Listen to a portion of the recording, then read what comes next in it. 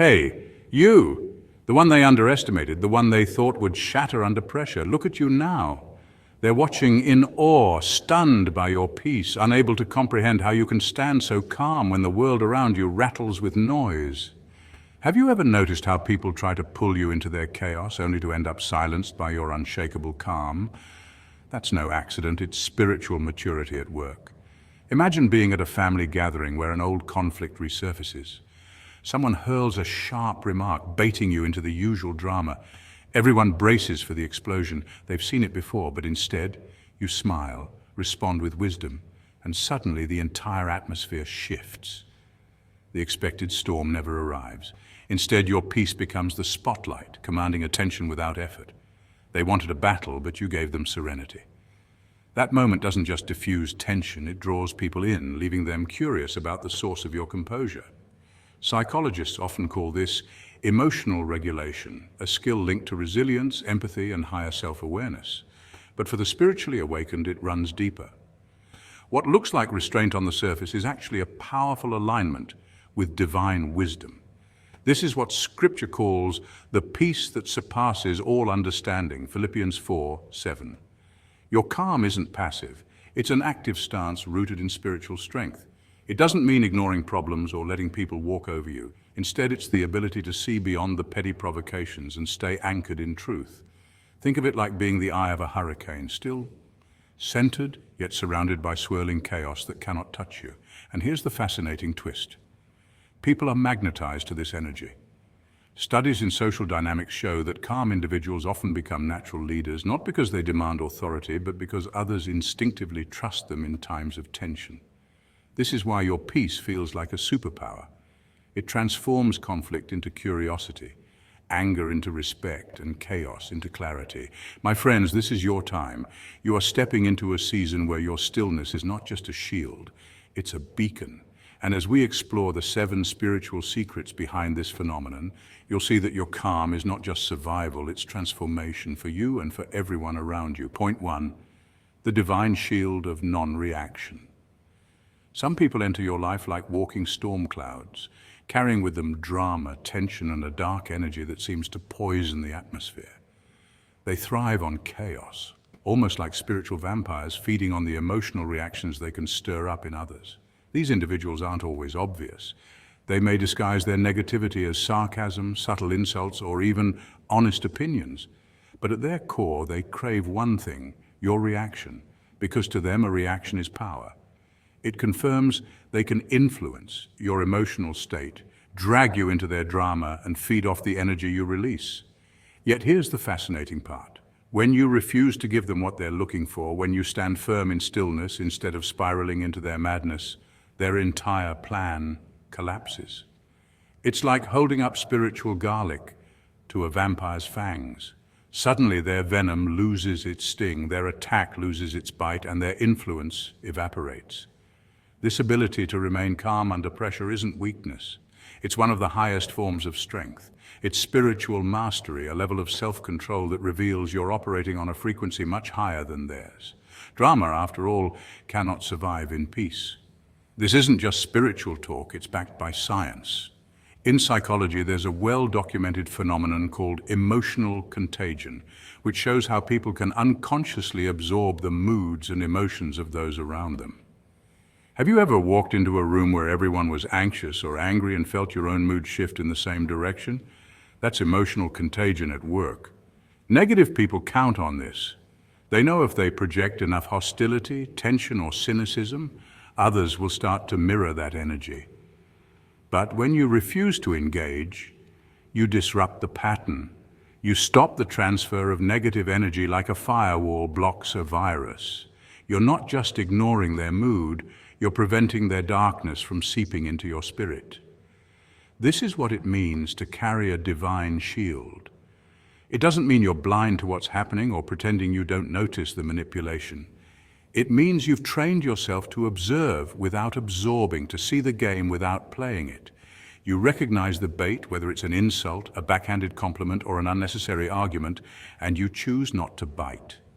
That choice is not passivity, but precision. It's the wisdom of knowing that not every battle is yours to fight, and not every word deserves your energy. Sometimes silence is not weakness, it's strategy. You conserve your power for the moments that truly matter instead of squandering it on someone else's chaos. When you stay calm in the middle of their storm, you're sending a message louder than any words could carry. My peace is non-negotiable, and that unsettles them. You see, people who feed on chaos expect you to snap, yell, or defend yourself. They want you to waste your time proving your worth or explaining your choices. But when you remain unshaken, you expose their lack of control. They realize they can't steer the conversation, they can't provoke you, and they can't consume your energy. This loss of power rattles them because it forces them to confront their own emptiness, the realization that their negativity only has strength if someone agrees to carry it. This is why the saying, "When you control your reaction, you control the situation," holds so much truth. Control isn't about dominating others. It's about refusing to let others dominate you. Even spiritually, this principle runs deep. Proverbs 16:32 tells us, "Better a patient person than a warrior, one with self-control than one who takes a city." The wisdom here is timeless. Winning a city may display outward strength, but mastering your own emotions shows a strength even greater. Chosen ones understand this well. Self-control is not just a virtue, it is a weapon. It shields you from being dragged down to frequencies where the enemy can touch you. It prevents you from becoming a pawn in someone else's toxic game. In spiritual warfare, silence, patience, and peace can sometimes be the sharpest blades. So the next time someone tries to lure you into their storm with insults, gossip, or chaos, remember what's really happening. They're suffocating in their own darkness and desperately seeking fuel from yours. They want you to meet them in the pit because they cannot breathe in your light. When you refuse, when you remain still, you're not retreating, you're winning. Your silence is not emptiness. It's a declaration.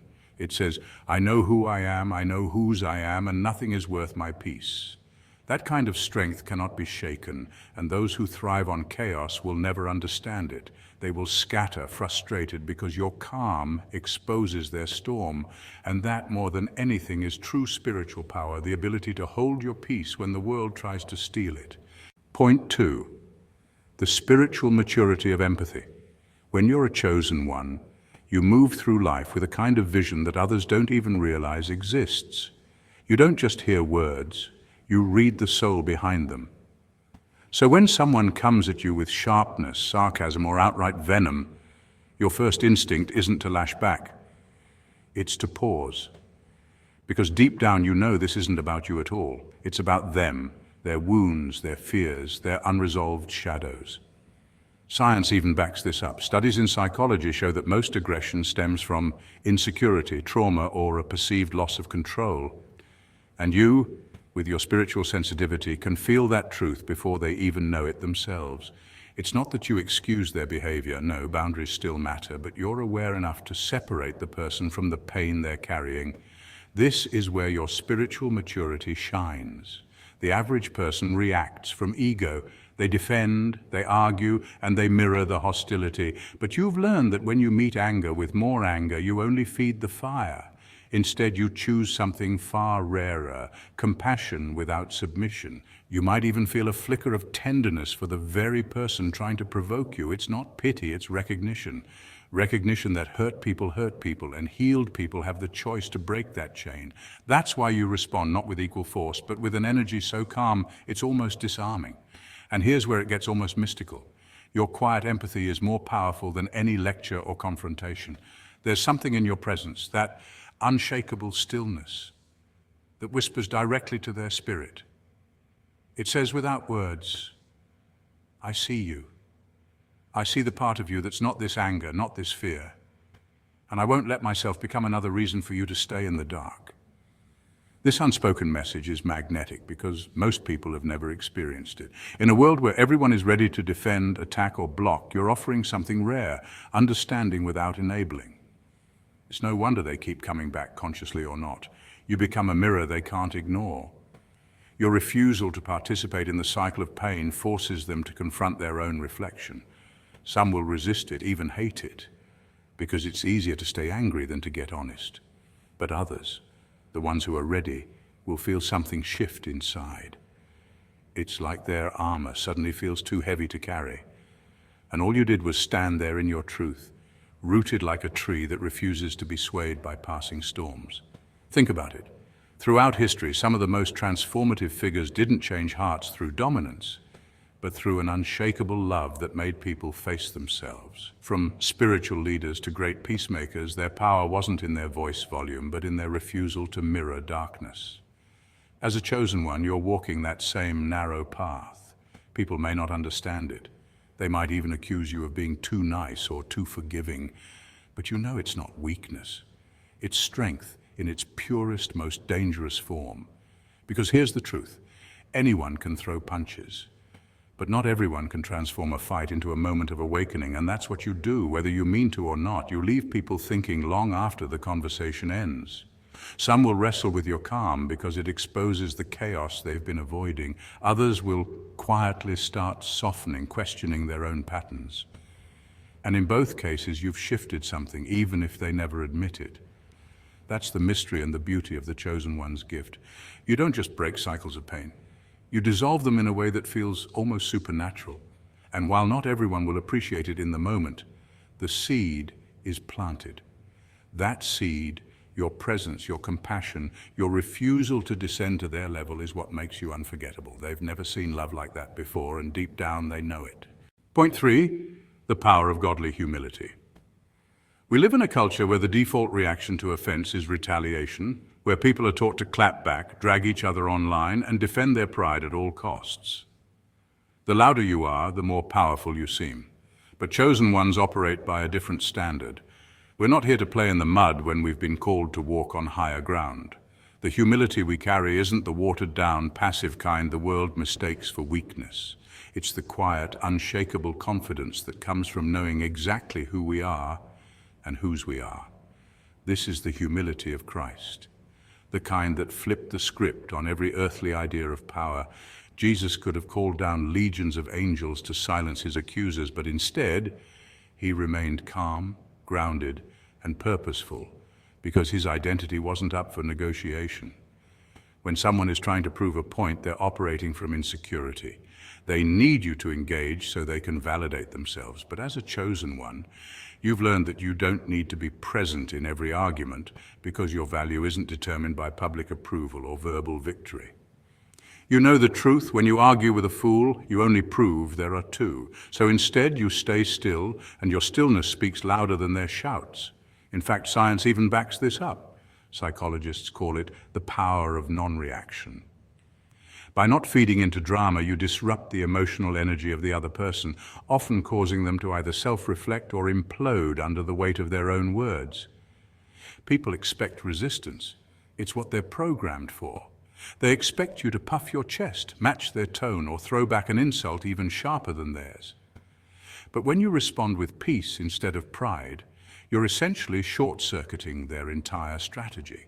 This is why Scripture says in Proverbs 15:1, "A gentle answer turns away wrath, but a harsh word stirs up anger." Your calm is not passivity, it's strategy. It's the discipline of a spiritual warrior who knows that not every battle is worth fighting, especially the ones designed only to drain your energy and distract you from your calling.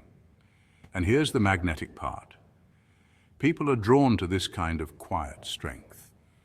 They don't always understand it, but they feel it. It's not arrogance, it's assurance. They see someone who refuses to be baited, who moves with dignity no matter how chaotic the environment, and it triggers curiosity. How can you remain so unshaken when they are trying so hard to rattle you? They'll replay your calm over and over in their mind because it stands in stark contrast to the noise they're used to. Being a chosen one means you understand that silence can be a sermon. Your refusal to step into an ego war is not just about keeping your peace, it's about teaching without words. Every time you choose humility over hostility, you model a higher way of living. You show that power isn't about dominance. It's about self-mastery. You're not proving that you can win a fight, you're proving you never needed one in the first place. So the next time someone comes swinging with their words, desperate to pull you into their battlefield, remember this. Their opinion is not the judge's gavel. Your worth has already been declared from heaven. And when you stand in that truth, no amount of noise, provocation, or ego games can drag you down to a level you've already outgrown. Let them talk, let them flex, but keep walking, You're not here to fight fire with fire. You're here to show that real strength is knowing you could burn it all down, but you choose instead to be the light. Point 4. Your inner light is irresistible. Let's be honest. Most of the world today runs on the fumes of fear, stress, and chaos. Before their feet even touch the ground in the morning, people's minds are already racing with worry. Deadlines, bills, social media arguments, and the endless cycle of bad news that seems designed to keep everyone anxious. This is what many spiritual teachers describe as a low vibrational state, a condition in which your energy feels dense, heavy, and reactive. Science offers a parallel to this concept. Chronic stress floods the body with cortisol and adrenaline, chemicals that were once useful for survival but now keep people stuck in fight or flight mode. In such a state, people aren't living, they're surviving, but you move differently. You're not a sponge soaking up the chaos of the world, you're a transmitter of calm. You're not trying to force peace, you embody it.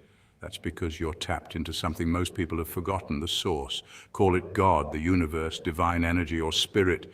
It flows through you like a steady current, and everyone around you can feel it, even if they can't put it into words. When you walk into a room, it's not unusual for conversations to slow, for people to glance your way, or for strangers to suddenly feel compelled to talk to you. It isn't because you're the loudest, the flashiest, or even the most outwardly confident. It's because your energy is magnetic. Modern science is beginning to catch up to what ancient spiritual wisdom has always known. Human beings emit an electromagnetic field, and our emotional state directly influences it. The HeartMath Institute, for example, has shown that the heart produces the body's most powerful rhythmic electromagnetic field, one that can be detected several feet away from the body. This means that your inner state isn't just private. It radiates outward, subtly affecting everyone nearby. When you are grounded, joyful, and spiritually aligned, your frequency resonates at a higher level. This isn't abstract, it's experienced through what psychologists call emotional contagion, the unconscious process by which people pick up and mirror the emotions of those around them. While others might not consciously think this person has a balanced aura, they will certainly feel calmer, lighter, and safer in your presence. Think of human consciousness like a giant crowded room filled with static chatter and blaring noise. Most people are so absorbed in the sound that they don't even realize they're in the noise. But you, chosen one, are like a small lamp in that room. Your presence cuts through the fog, offering something rare, clarity. People don't just see you, they sense you. And sometimes they test you, they poke at your calm to see if they can knock you off balance, not always out of malice, but out of curiosity because they are used to instability. Your steadiness feels foreign to them, almost like another language. But here's what makes your calm so powerful. It isn't passive. It's not about ignoring problems, avoiding confrontation, or plastering on fake positivity. Your peace is active, intentional, and hard-earned. You've learned that reacting to every provocation is like pouring water into a bucket with holes. Your energy leaks out until there's nothing left. Instead, you practice discernment, choosing carefully where your attention goes. That alone intimidates some people because they realize they can't control you with fear, drama, or chaos. Now, being this anchor of peace doesn't mean life never tests you. On the contrary, chosen ones often face even greater challenges because your growth depends on learning to hold your frequency even in the middle of storms. But every time you choose calm over panic, wisdom over reaction, and faith over fear, you're strengthening your spiritual authority. It's as if each trial adds another layer to your resilience, proving, not just to yourself, but to those watching, that it really is possible to live above the noise. This is why you may notice that people linger around you longer than they planned, or that friends confide in you secrets they've never told anyone else. It's not accidental. You are a safe harbor in a world that often feels like it's perpetually caught in a hurricane. Your light is not just for you. It's a guidepost for others who are desperate for a way out of their own confusion and suffering. They may not always thank you, and they may never fully understand what it is about you that feels different, but many are silently grateful that you carry what you carry, a taste of heaven on earth. And that's the truth of why you're different. You weren't placed here to blend in with the chaos, to match the frantic pace, or to drown in the same worries as everyone else. You were placed here to show another way of being, to serve as a living reminder that peace is not just a lofty concept, but a tangible reality that can be embodied. In a noisy world addicted to speed, distraction, and fear, you are the stillness, the pause, the deep breath that others didn't know they needed. And that is why no matter how dark the room gets, no matter how loud the static grows, all eyes will eventually find the light. Point 5. The unexpected wisdom. When you're not busy getting angry, you're giving yourself the rarest gift in human interaction, the ability to hear the whisper beneath the noise. Anger clouds perception, hijacks logic, and shuts down the part of the brain responsible for higher reasoning, the prefrontal cortex.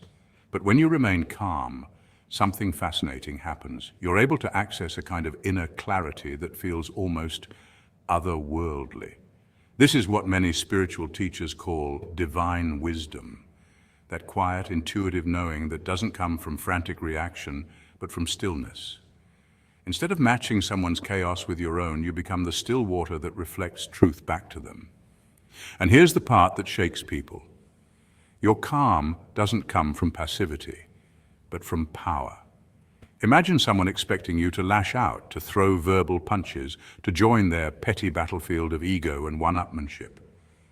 They've got their emotional armor on, ready for war. But instead of charging in, you pause, and then you drop a sentence so clean, so sharp in its truth, that it cuts deeper than any insult could. It might be something as simple as, "I hear your pain," or "That's an interesting way to see it." But because it's not defensive, it slips past their mental walls and lands in the quiet corners of their mind. They weren't prepared for that. They were playing checkers. You brought a chess move they didn't even see coming. It's the spiritual equivalent of bringing a sword to a rock, paper, scissors fight. They were armed with flimsy tactics, sarcasm, gossip, manipulation, and you showed up with something forged in the fire of experience, divine truth. Truth has a different energy. It doesn't need to be shouted. It doesn't need theatrics. It simply stands, unshakable. And because it's rare, it stops people in their tracks. You can almost see the shift in their face, the way the fight drains out of them, replaced by curiosity. Psychologists will tell you that unexpected responses disrupt what's called the conflict script. Most people, when met with aggression, follow a predictable path: defend, attack, escalate. But when you break that pattern with calm wisdom, you force the other person's brain to reevaluate. It's why great negotiators, spiritual leaders, and even master martial artists value composure. It's not just about staying peaceful, it's about staying effective. And here's what makes this so chosen one level powerful. You're not just avoiding a fight, you're planting seeds. The person leaves the interaction not with the satisfaction of having won or beaten you, but with an unshakable itch in their mind. Why did that hit me so hard? Why can't I stop thinking about what they said? This is influence at its highest form, not through fear, not through force, but through resonance. Over time, these moments create a reputation. People start to sense that you see things others don't. They can't always put it into words, but they know you operate differently. Your calm is not just emotional control, it's spiritual authority. You've mastered the art of letting the storm burn itself out while you remain rooted, unbothered, and unmovable. And here's the irony. They might have entered the conversation trying to provoke you, but they leave carrying your words like a secret key. That's the power of divine wisdom in action. You don't just end conflicts, you transform them. You don't just silence the noise.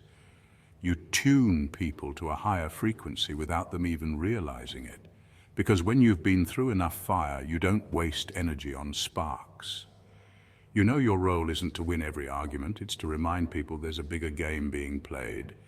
And in that game, calm is not weakness. It's the highest form of strength. Point 6, the unshakable trust in God's plan. This is the big one, the kind of calm that can't be faked, bought, or taught in any self-help seminar. It's not just a personality trait or a relaxed temperament, it's a spiritual signature. Your stillness in the storm is a loud, undeniable proclamation that you trust God's plan down to the last detail. This isn't passive optimism where you simply hope for the best. This is rooted faith, deep, unshakable, immovable. You understand that what's happening around you is not random chaos, but a carefully written chapter in a divinely orchestrated story.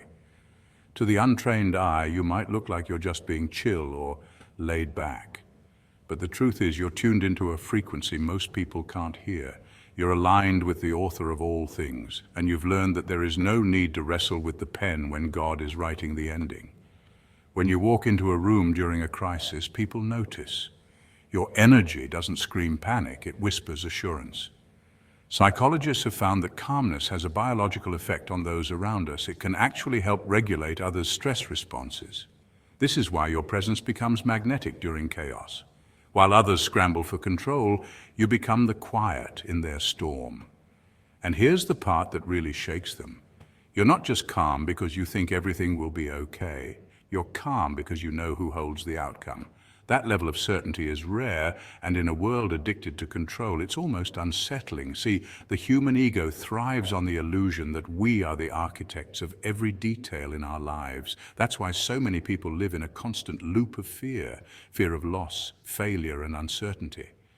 But you've surrendered that illusion. You know control is a myth when compared to the sovereignty of God. This doesn't mean you're passive or lazy. In fact, you probably work harder and walk straighter than most. But you operate with the awareness that you're not moving alone. Every step you take is under divine direction, and that releases you from the mental prison of anxiety.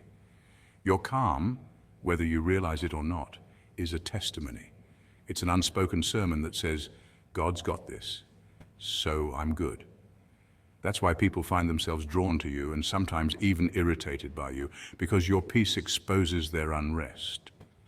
When they see that nothing rattles you, they start to wonder, what does this person know that I don't? And that's when the door opens for them to catch a glimpse of the divine through you. You become a walking invitation for them to step out of fear and into faith. And here's the part most won't admit. They secretly want what you have. They might never say it out loud, but deep down they long for the same sense of safety, the same quiet strength, and the same unwavering assurance that no storm can sink them. You've become living proof that faith isn't just something you talk about.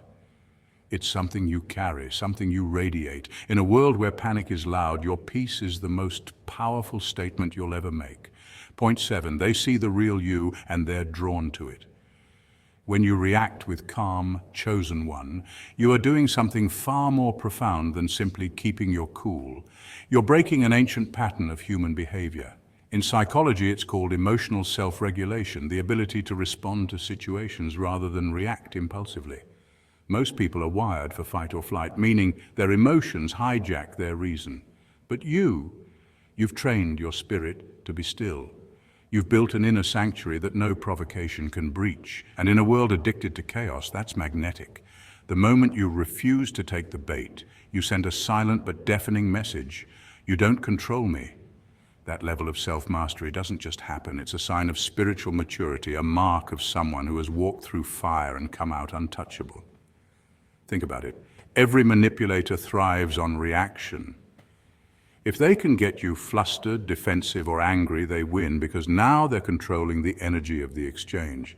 But when you remain calm, they're left with nothing to feed on. It's like trying to fan a flame that simply refuses to burn. And here's where it gets interesting. Neuroscience tells us that calmness is contagious. The human nervous system is wired for co-regulation, meaning people subconsciously mirror the emotional energy around them. Your peace literally rewires the atmosphere. Those who come at you expecting a storm instead find themselves disarmed, even softened. This is why the calm reaction is not weakness. It's divine warfare. You're not just ignoring them, you're showing them that you operate from a higher plane. Your peace is not passive, it's active resistance against being pulled into low vibrations. Scripture echoes this truth in Proverbs 16:32. Better a patient person than a warrior, one with self-control than one who takes a city. In other words, your composure is a greater victory than any argument you could win. And when you carry that stillness, people can't help but notice. Suddenly, you're not just another face in the crowd. You're the anomaly, the one who doesn't break under pressure, the one who moves like you already knows the ending to the story. That's the real reason they become mesmerized. They see a strength that can't be faked, because it's not built on ego or performance. It's rooted in truth. Your light becomes impossible to ignore, not because you're shouting it, but because it's steady, unwavering, and real. The subconscious mind recognizes that kind of power. Long before they can put it into words, they feel it. This person can't be moved. This person is safe in themselves, and that is rare. That's why even those who try to diminish you often end up drawn to you. It's not you they're addicted to. It's the peace they can't create for themselves. You've become the mirror that shows them what's missing in their own life. So, chosen one, remember this truth. Calm is not weakness, nor is it silence. Calm is strength under control, much like the roar of a lion that doesn't need to prove itself because its very presence commands respect. Psychologists often note that calmness lowers stress, sharpens decision-making, and even influences others, creating an atmosphere where chaos cannot thrive. Spiritually, the Bible reminds us in Philippians 4:7 that the peace of God surpasses all understanding, guarding both heart and mind. This kind of peace is not passive. It's a divine shield, a weapon of light that keeps your spirit untouchable. When you stand in that unshakable calm, you don't just win arguments or overcome obstacles, you shift the energy of the entire moment, changing the game itself. The next time someone tries to drag you into their storm, resist. Remember who you are, a chosen one, a vessel of peace, a carrier of divine light. Your calm is not an accident, it is a gift, a tool forged in trials and polished by faith. Use it wisely, walk tall, and let your tranquility shine. The world is watching, and your presence is transforming lives, one calm, steady response at a time. Stay blessed, stay awake, and keep shining.